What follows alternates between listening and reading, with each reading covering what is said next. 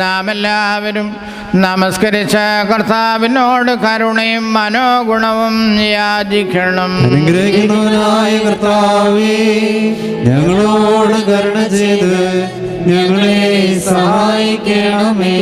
സ്തോത്രവും പ്രാഭവും പുകഴ്ചയും അനശ്വരമായ നല്ല ഉന്നതിയും നിത്യയോടെ വിടാതെ സമർപ്പിപ്പാൻ അടിയങ്ങൾ യോഗ്യരായി തീരണമേ.